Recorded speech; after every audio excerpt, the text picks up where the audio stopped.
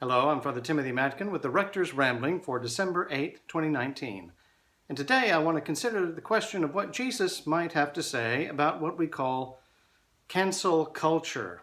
Now, if that's not a familiar term, what we're talking about basically, and it's become very common today, is when people just try to destroy someone's life or career because they've committed some unpardonable sin in the public eye. This is very similar to what we also call call-out culture, basically public shaming, doxing, trying to get people in trouble, trying to ruin people's lives. Consider a recent example, that of a young man named Carson King. Now, this 24-year-old turned kind of a joke, a plea to people to send him some beer money, into a massive fundraiser to benefit a children's hospital.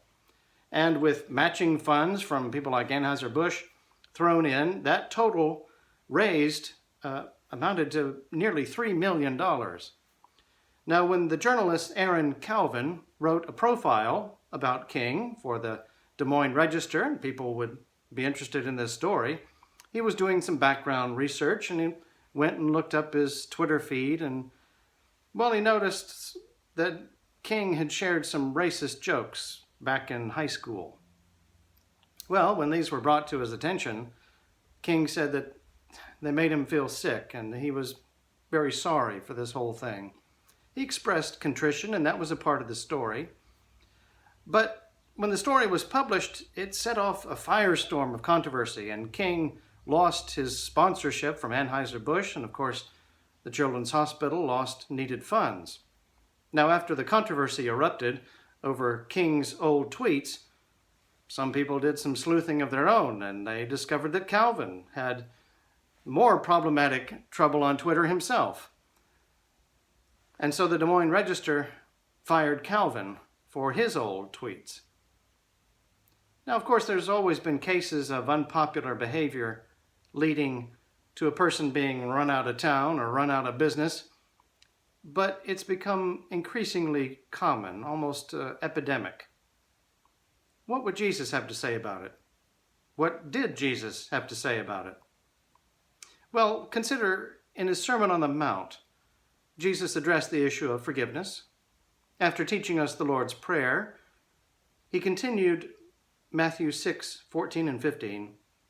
For if you forgive men their trespasses, then your heavenly Father will also forgive you.